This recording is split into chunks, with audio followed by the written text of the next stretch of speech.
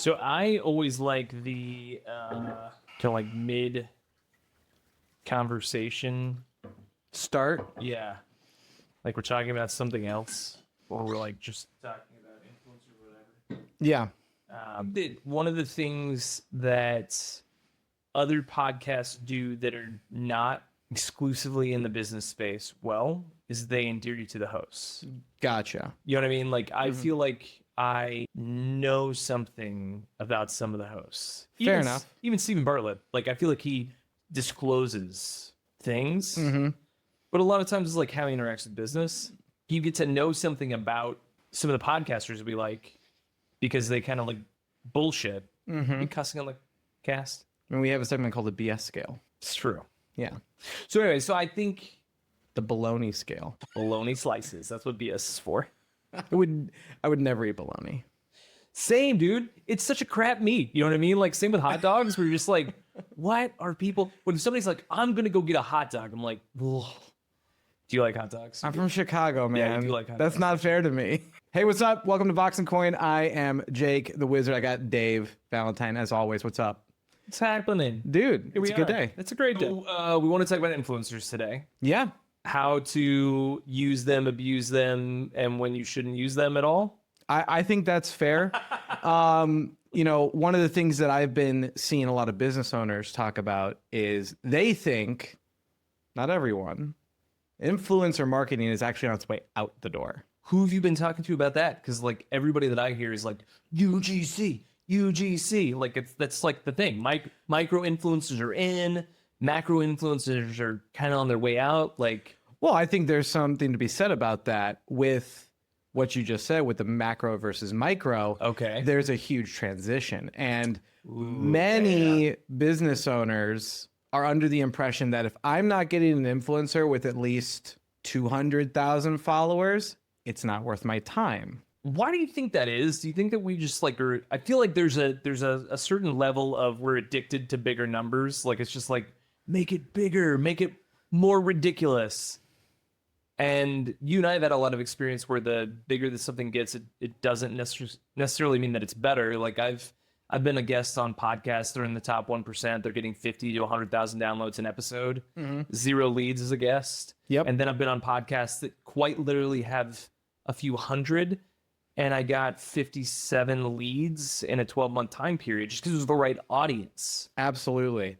I think that's the real trend, and it exists outside of the influencers themselves and more in the audience and how we're consuming social media. It's just different than it was 5 years ago. Yeah, I think so too. But I also think there's this sort of backlash to large influencers at this point because we all know that they're doing something paid. Yep. So then where's the authenticity? And Oh, you said the word. I know, I said the A word, terrible human. Where's the authenticity? And I think that that's ultimately that's what we're looking for in 2025 with the rise of AI, which we'll talk about later, another time. But it's one of those things where I feel like there's this starving nature that we all have that is like, we want to interact with real people in real time, in real space that actually have had a positive experience with the product or service. Yeah. And, you know, when influencers first became a thing, followers were more important. That's true. And following now has shifted from this concept of I'm supporting this and I'm interested in this to I just don't want to miss this content. Right. It's more subscribing than following at all. Totally. Yeah. And I think too, you know, there are reasons to be excited about followers, specifically for like branded pages. You and I both believe in that as like an ad tactic, as a way to generate community and feedback for a brand. And like, that's great. Why do you think that falls apart though, when it comes to like because when I see a big influencer, like hawking a product or a service, I automatically now I'm like, cool. I may not have known about the product or service. It may be really cool on its own, and that may make me interested. And so they're introducing me to something new. However, it doesn't, unless I know You and I are both fans of Pete Holmes, comedian. Absolutely. Pete Holmes' podcast, You Made It Weird. He explicitly is like, hey, I don't do advertisements. I do brand deals with brands that I love. Yeah. That I believe in. And you hit the nail on the head with that. When they are a smaller influencer, the likelihood of them making a career out of their paid content is much more likely. And so either A, they haven't made it big enough yet, and you can always feel those ones out. Yeah. Or Right. they have a genuine life that they're living, and they just want to share the things that they enjoy. And so they attract people who also enjoy their things. Right. So when they put something out, when they place a product, it's usually because they want to. Yeah. Right. The money is just a bonus on it, or the product, or whatever it is that they're getting for doing that placement. I'll give you a perfect example. On my own channel, Okay. I did a product placement for a little travel voice recorder that I thought was really Nice. cool. Cool. And it transcribed everything for me. Cool. Right on. And I thought that was really neat. They paid me in product, Great. and I did my promotion. They've come back to me 3 separate times because I'm the smallest creator they used, and I produced more leads per capita than anyone else on that program, Yeah. because I don't just promote whatever. Right. I think that that's a huge piece to finding the right solution. Is like, you're not a professional influencer in that way, where you're like, I'm here to promote a product. Right. Products. You talk about marketing and SEO and business, and I've followed you for a long time, and I don't I've never seen you promote. I don't remember you promoting that. I'm sure that you did. I just don't remember it, because it's not like a normal. No, It's not a normal thing. I turn down promotions all the time. Yeah, because you've got a big enough following that people come to you and they're like, hey, The value I and create, and the hair swoop. It's but genuinely, I do my own influencing because I want the people who watch my stuff to be better. right. That's my purpose in doing it. It's not to make money. It's not to get more followers. It's legitimately, do these things, attack these things, think about these things. You can be better. And of course, because I do own and run an agency, if they do get to the point where they go, hey, I've had success with your tips, Sure. I would rather just turn it over to you. So be it. Yeah. So be it.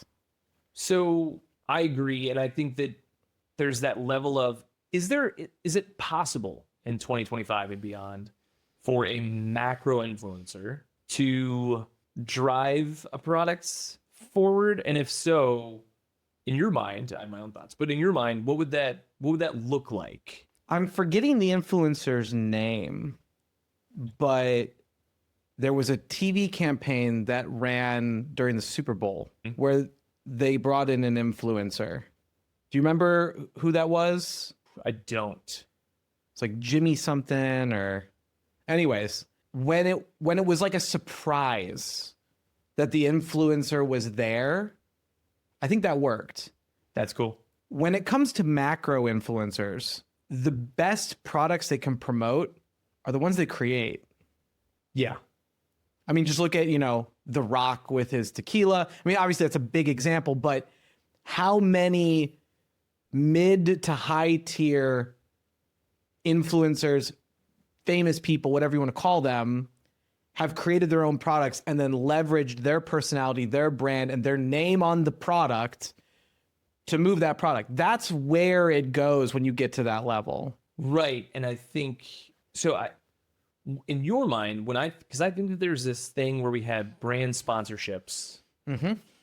LeBron is sponsored by Nike. He has his own line. It's underneath the Jordan brand, is like a sub brand, Which is totally fair, by the way. totally fair. And we will fight about that. So I think that there's this brand sponsorship idea, and that's in the beginning. Influencers was this idea of like, oh, I can get a brand sponsorship with the lesser celebrity, Mm-hmm. and now we're going from that to even lower. Mm-hmm. What started out as, hey, we're going to take the brand voice sponsorship idea all the way to here. Mm-hmm. So from 100 million followers in LeBron's case to 2 million followers, we're now saying like, hey, let's go even further down the line. Let's go find the mom, the dad, the 18-something that likes this product and engaging with it. But there are a lot of those people that are trying to do this professionally. And they're like, hey, sign me up. I'm going to sell random-ish. Right. It's really, really interesting how we've gone from macro influencers that are kind of a platform in themselves. Yeah. Like if you want to think of it, when you get to the macro influencer level, you're kind of a billboard. Right. It's kind of similar to that. Sure. Whereas that micro influencer level genuinely has a community. Yeah. That's in conversation with them. In fact, when you look at the numbers, if you want a successful influencer campaign, don't sort influencers by follower count, it's engagement rate. That's right. It's engagement rate's the secret. And it's very interesting to see who you think is crushing it on social versus who is actually crushing it. When you're looking at the engagement rate, what's a key indicator for people that are listening, watching? What's like the engagement rate number that you look for and you go, oh, that's a good engagement rate? The general, it's going to trend based off of how many followers you do have in your platform. Sure. Because obviously the more followers you get, the less that engagement rate is going to be, but still have high impact, right? Sure. That being said, anyone who's doing north of a 3% engagement is absolutely crushing it. And when we say engagement, we mean likes, comments, retweets, reposts. Engagements is anything outside of a view. Yeah. So you're literally looking at any action that isn't a view. Yep. Okay. Great. So you just add all those up, and there is some weighting difference to it. In fact, if you're on TikTok, because that's my primary platform that I enjoy. What? You? Yeah. But on TikTok, they actually just released their algorithm math Ooh. publicly That's fun. to know why you're only getting 250 views. That's great. Yeah. What's the basic idea behind it? Basic idea is this. You're going to get 200 to 300 views for free. Nice. That's just going to happen because they got to test your video out. Sure. Every action that someone takes has a point value. Okay. In order to get the next batch of views, you have to hit a certain point value. Wow. So, for example, a like is 1 point. Okay. A comment is 3 points. A repost is 6 points. So you can see how getting the engagement going, specifically on TikTok. Now, again, the other platforms haven't been clear about their engagement math. Sure. But if you want to keep going, views and likes, views get you no points. Isn't that wild? Like, Views are worth nothing. so for so long, the prevailing wisdom on TikTok was you need more view throughs. You need to have a more sustained View through time. is a point metric though. Gotcha. Oh, okay. All right. So, but raw views is the reward Sure. metric. Right. It's not So the would you- performance metric. So really, raw views is a lag measure. Correct. The lead measures are comments, likes, shares. If your video keeps engaging, Mm-hmm. it will keep getting views. Right. So you have posts that I'm sure are just like crushing it still. I have posts from 2 years ago Yeah. that still get views. Still get Now, views. to be fair, when you get that far back in the algorithm, because time of life for the video is also in that metric. Sure. So if But if you keep getting the engagements, you can keep that, you have to hit the point score. Right. Right? I don't know if you ever played Gauntlet back in the day. No, I'm not as cool as you. We already established that a long time ago. Coin operated video game. Okay. Here was the whole mechanic. You constantly lost 1 health point per second. And the way you kept playing was when you killed things, you got health back. Nice. So if you weren't good at the game, the only way to keep playing it was to keep sticking quarters in the machine. Genius. It's the same deal on social. Yeah. All right. So you've got this point system ranking. You're looking for 3%. And one of the things that I look for at this point, whenever I think about an influencer, and it's counter to, I think, most people, I don't care about how many followers they have, similar to what we've been talking about. I'm always looking for how much engagement they have, but I'm also looking to make sure that they're not promoting too many products.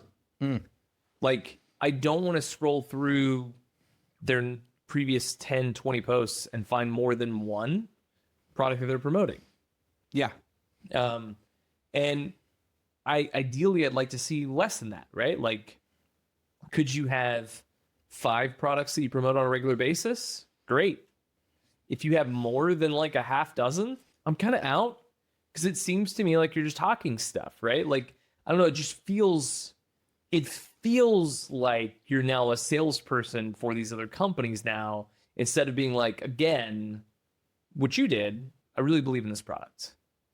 So there's a twist to this. Okay. There's always a twist. There's always a twist.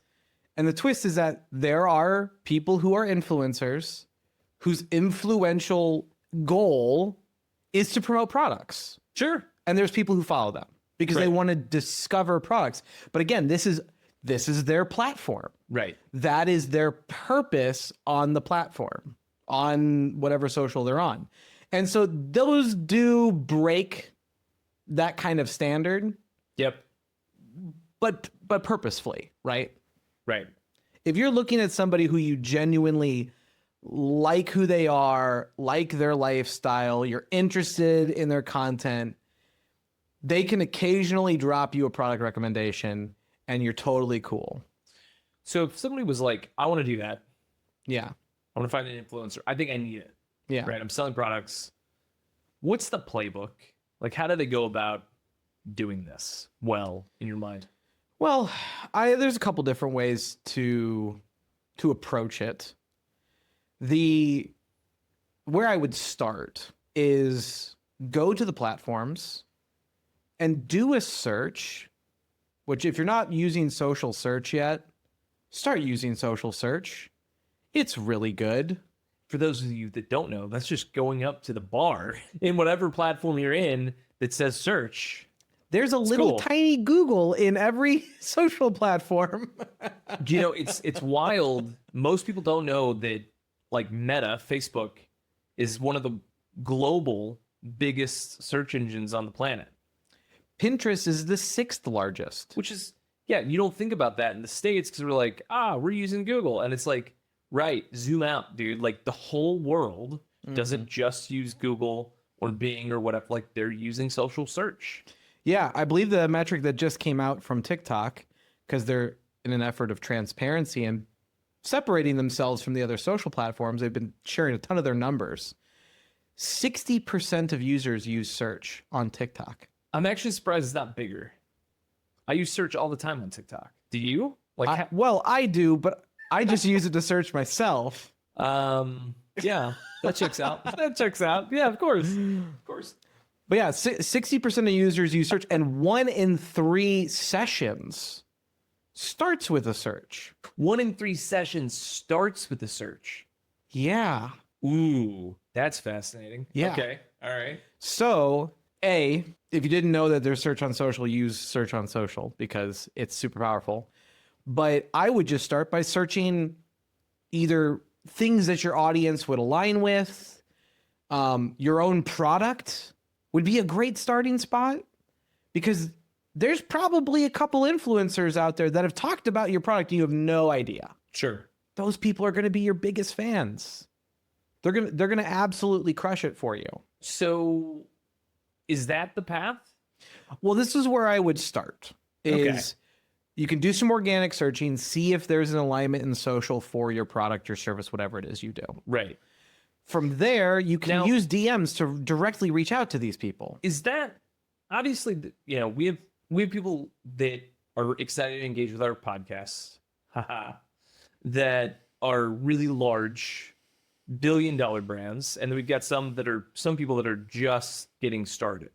So this kind of tactic, would you use that across the board just to see who's talking about your products anyways? Like if you're a massive $500 million company, you're direct to consumer and in retail, would you do the same process? Or is this really just best for startups looking to engage, startups or smaller businesses looking to find these kinds of individuals?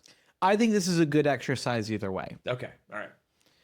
Because it's going to tell you the temperature, the tone, the opportunities that are just sitting on the table. Right. Okay. From there, there's a bunch of platforms that have surfaced that help you source influencers in the right ranges for your product that would be willing to work with you, promote you, talk about you, whatever that might be. Okay. Where I think it gets tricky is like when you start to think about, okay, so let's say that you find those people. There's kind of like a few different ways that you can engage with them, right? Like one way is, hey, here's products. Enjoy the products. It's free. Would you make some posts about us? I've done those. There's another one where it's essentially affiliate. Like, hey, I'm just going to pay you for anybody that uses your link, give you 10%, 20%, whatever that number is that makes sense. Then there's a hybrid model of like, let me send you some swag, some stuff that you're going to promote, and then we're also going to send you some cash. And then there's, cash plus affiliate deals plus products, all the above. Obviously depends on what you can afford in your budget, and that's most important. What have you seen be the most successful when it comes to these sorts of authentic users that are already engaging with your products or services, that already are into you, that you don't need to sell on them? What do they like? Because I think this is how you got pulled in, right? Like, absolutely. This is the premium model, in my opinion. If you have people who are already advocates for you, that are already interested in you, what I've seen be the most successful is to give them something that also is the content. And so the swag box has been a hugely successful thing. I just watched a video the other day. Disney. yeah, There's a guy on TikTok that all he does is nostalgia 90s Disney movies. That's all he does with his channel. And so in order to promote 30th anniversary of a Goofy movie, they sent him be that old. You're that old. Oh my god. Yeah. Okay. Yeah. Okay.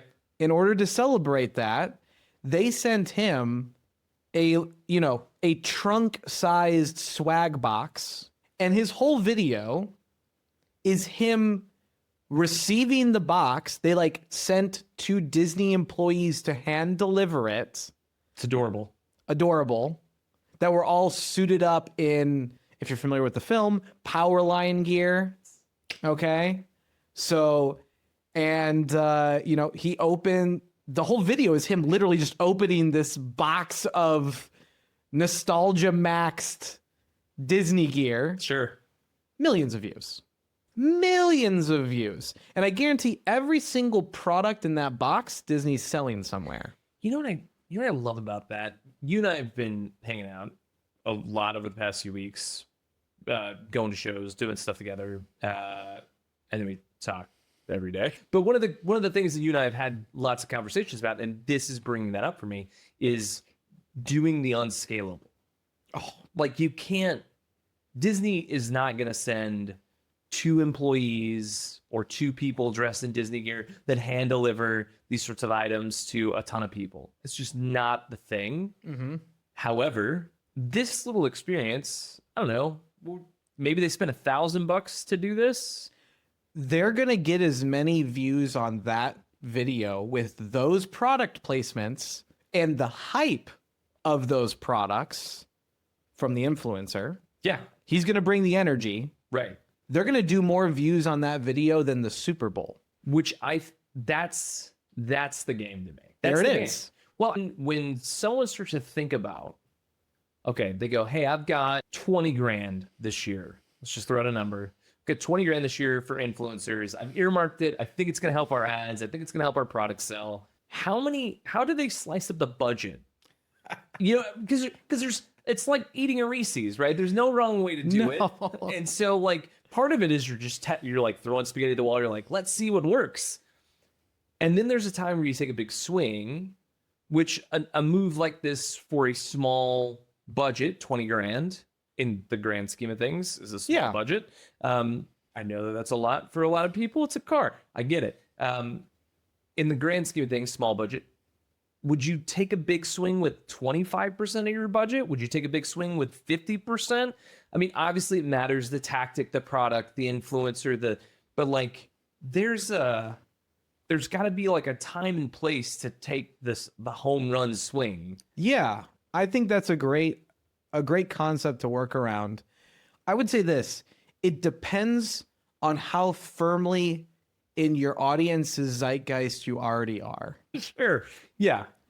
If no one knows about you, I would take my budget and sprinkle it everywhere. I just want to be as many places as possible. And I want you to see my name pop up 3, 4, 5, 12 times a week. Right. Because no one's thinking about you. Right. We'll cut that. No one knows about you. No one's thinking about you. Yeah. Whereas when you're Disney, sure. And not only are people thinking about you, but there's people who straight up worship you. Right. That big swing is going to get carried by that heavy invested audience to hit the engagement to keep it spreading to everybody who doesn't know about you. Right. So if you can get the engagement bigger, the bigger swing you can take. Yeah, and I think that you bring up a good point too. Like something that I was thinking about as you were talking, that like I've forgotten more about marketing and advertising stories than most people have in their brain. There was this guy that during the 2008 Olympics in Beijing climbed up the tallest platform for like the high dive, and he had like an advertisement that he was wearing, and it was for like a betting site. I actually can't remember, and that's part of the problem. Was that the story that everybody picked up on, like all the media outlets, was like, this guy was able to get past security and jump into the lake or jump into the pool off the high dive. How did he do that? It was crazy.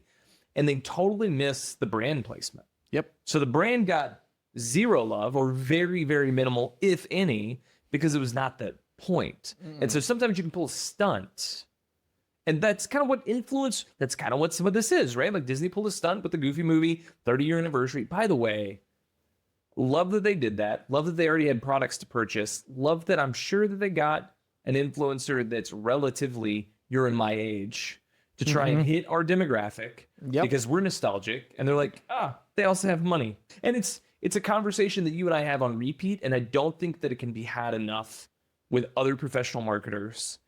Even when I talk to some of the biggest CMOs on the planet, I have to remind them of who we're targeting, which I know sounds insane, but I've had conversations with Fortune 50 CMOs, and I will not say which brands, but they're brands that everyone watching and listening knows, that I just thought that the person I was speaking with really didn't know anything. And I didn't have just one interaction with them because, sometimes people have an off day, they have an off moment, maybe they were thinking about something, an email that they got, whatever.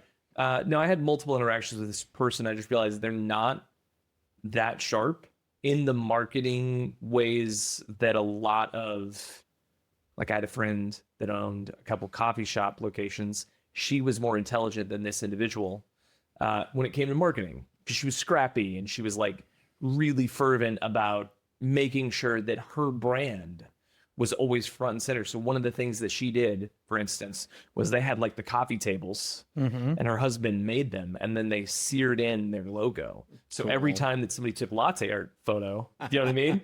And also they would tag the location. And so one of her thoughts was, yeah, I want to have Instagrammable locations. And so they did murals and they did beautiful aesthetics. And so you have to think about your audience too, but you also have to think about what's the trigger that's going to get them to be like, yeah, I want to engage now. And I think that that's one of the things that's missing with influencers as we're having this conversation overall, is that sometimes what ends up happening from a marketer perspective is, well, they look and sound like my audience, and they're an influencer that has 500,000 people that follow them. Let's roll the dice. As opposed to, how do they post for other brands? Have they done this? What is their success rate like? Why would I go with them instead of the influencer that has a 10th, right, a 20th, like 5% of their, but they're like already championing me? Yeah, there's got to be a thought process of how you use that content too, of like, where do you take it? Well, and we've completely ignored the conversation of, once that content gets created, now you can take it and it's the best advertisement you'll ever run. Yeah. So you're not just investing in their organic reach.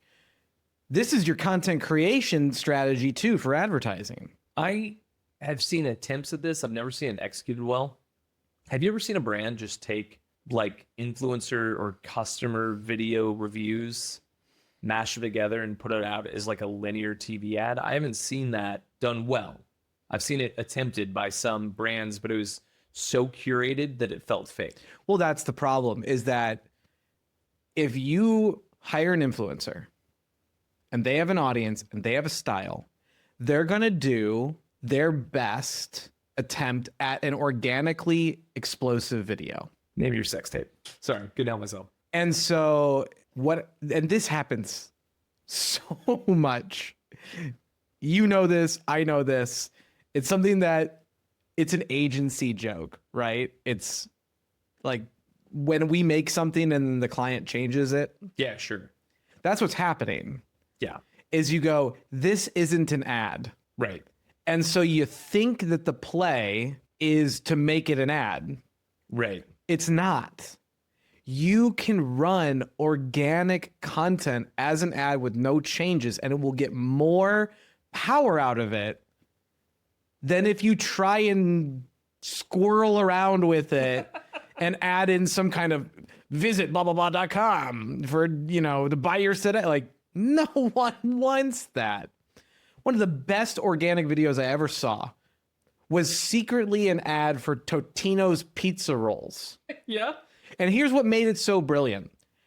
It's a comedy sketch. Totino's pizza rolls doesn't come in to the video. Now, this is dangerous, by the way, if you're trying to do organic social. They don't even make an appearance in the ad for the first 40 seconds of the video. But from that point, I'm invested in watching this hilarious video. And as soon as pizza rolls comes in and allows the characters to time travel every time they eat one, I'm going to watch to the end of this video. Totally.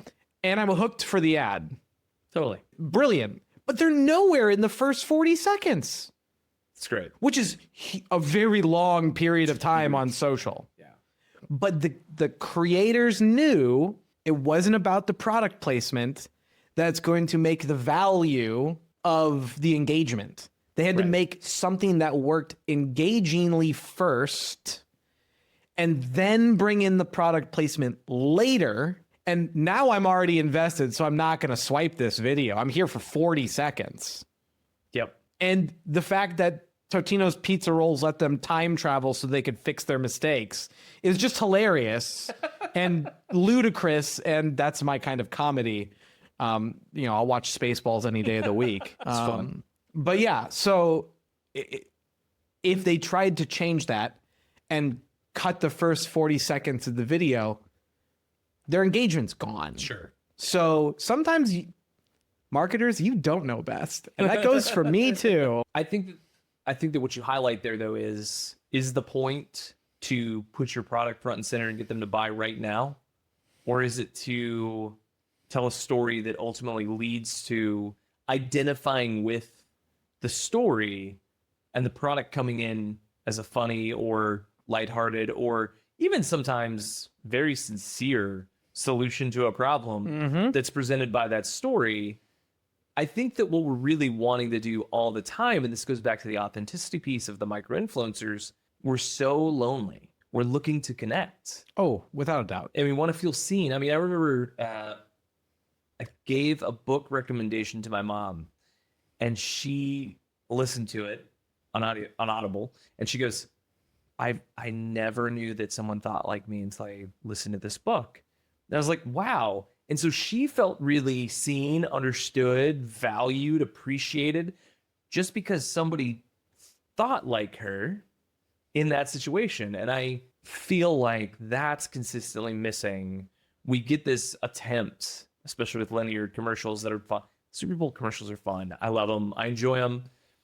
We get this thing where it's like, let's entertain, let's wow, let's be dynamic, let's be outrageous, whatever that is. And my favorite ads are the ones that like really grip you and pull you in before, to your point, before they say, here's the product, here's the service. There's something to it. Like, oh my gosh. Yeah. One of the things I love chatting about is ads I'll never forget. Ads I'll never forget. And one ad that I'll never forget, do you remember Herding Cats? yes, that was a great one. That was a great one. The first 20 seconds of the ad is just, again, ludicrous herding cats. And then the product comes in. Yeah. But I'm already hooked. I'm already in. Yep. Doesn't matter what the product is at that point. Right.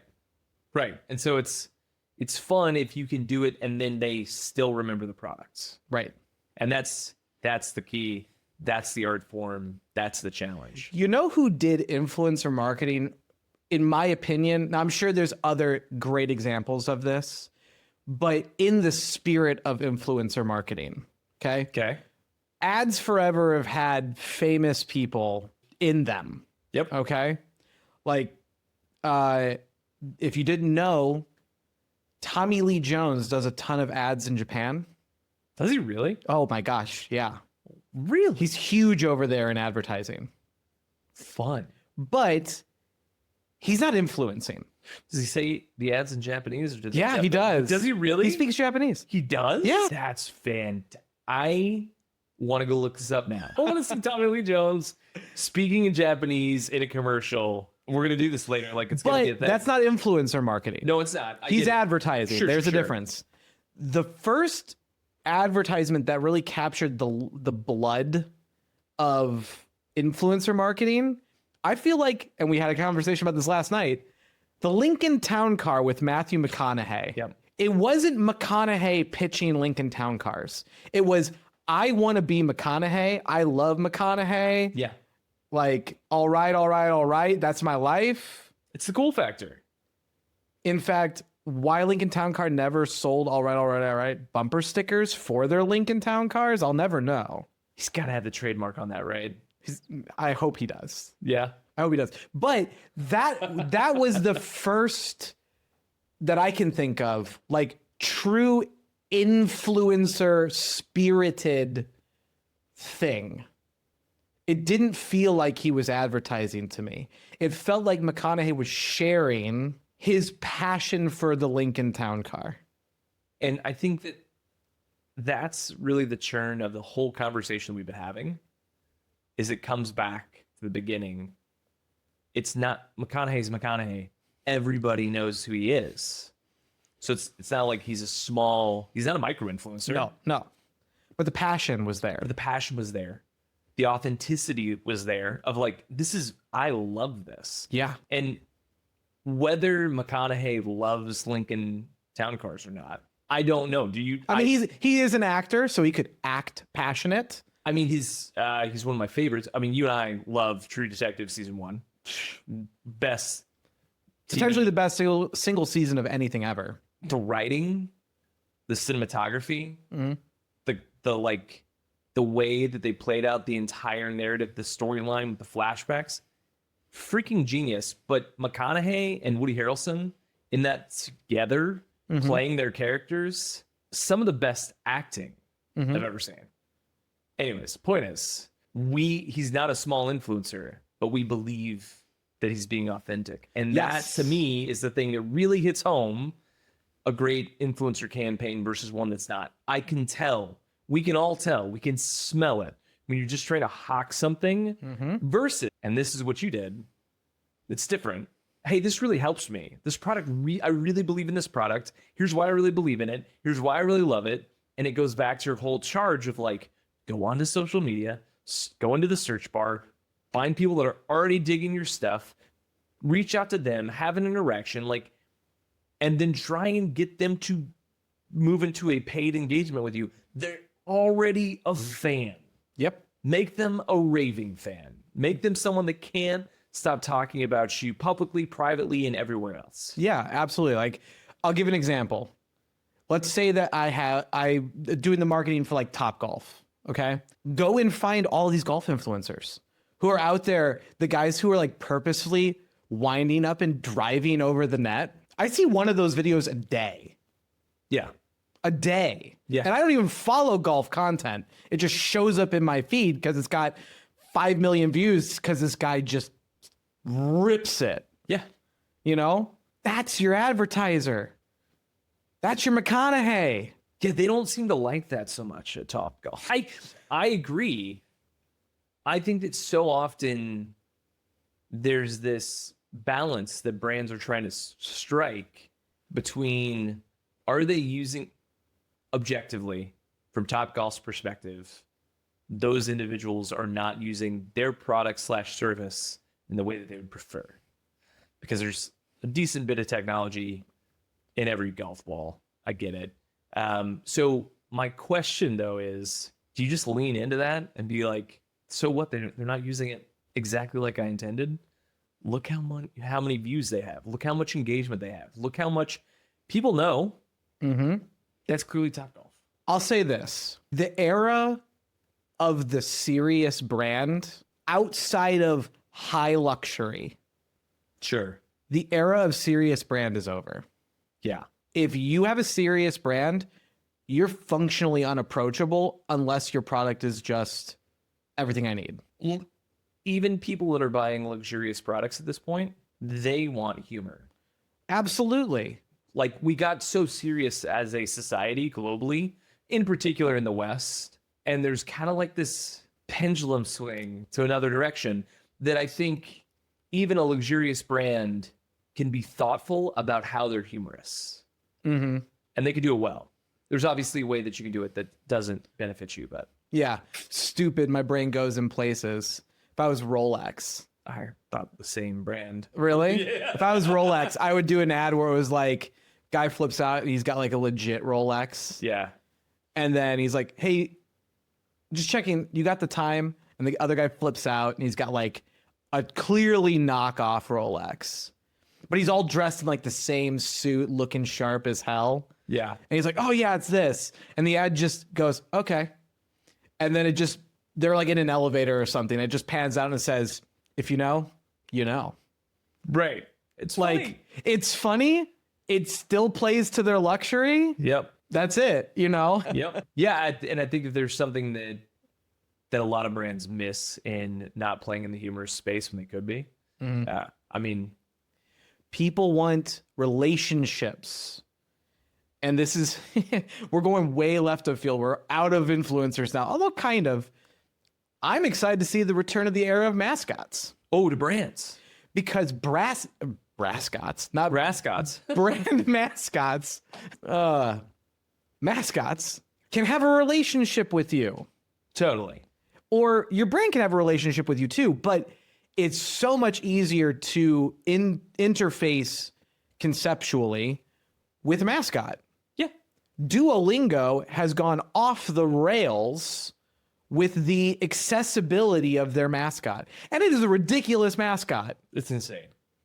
But I just saw a video of them like knocking off a Megan Thee Stallion music video with the owl like twerking and stuff. It's hilarious. Yeah. It's accessible. You know? Yeah, I also think that it plays into with the instability of the economics right now. We all want some respite from the news cycle, from the social media news cycle, from we're just trying to hawk another product. Like still images can still work. Totally. They can still work. I'm to the point now though where like on the ad side of things, digital ads, when we talk with clients, I'm like, we have to have video. It's not like is it an option? Is it optional? I'm like, no, we need to make budget for it. Doesn't matter if you want to make budget or not. We have to. It's a requirement. And part of that requirement is, do we have a sense of humor? Like there's a client that we've got that I started to point out to her. I was like, do you realize that every time that we tell a story about you, about your staff, about your family lineage, we see a huge spike in sales? And they're all videos that are shot with your iPhone that aren't even that good, but they just resonate and they're kind of funny. Like you're kind of poking fun at yourself. You're kind of poking fun at the staff. You're kind of poking fun at your products, like a little bit, not like bad because they make a great product, but just like, this is what we do for a living. It's kind of insane. And people love it. They eat it up. And I think that we need to do that across the board for more brands. So you don't have to go full humor. No. But you have to have a sense of one. Correct. Where's that line drawn? TBD. But yeah. Ultimately, when it comes to influencer marketing, it has to be authentic. It has to feel based in reality. It has to evoke community. And it has to be accessible either through humor or life resonance. And if you can find influencers that are doing those things that A, already like your product, or B, could like your product, that's where you go. Love it. Well, thanks for watching the first episode of the podcast or giving it a listen. Asterisk. If you enjoy the show and you want to follow for more, please hit the subscribe button. We look forward to producing more content. We're actually going to have quite a bit coming out. So we'll not be short in supply there. And we look forward to producing more great content like this in the future. And if you have any questions, drop us a question as well on social or however you want to find us, voxandcoin.com as well. So absolutely. And if you just want to check out our content individually, you can find Dave at RealDVal on TikTok, Instagram, Twitter. Also pretty active on LinkedIn. Excellent. And Jake? The Wizard Marketing, pretty much anywhere you want to be. So sick. Until next time, stay classy, San Diego.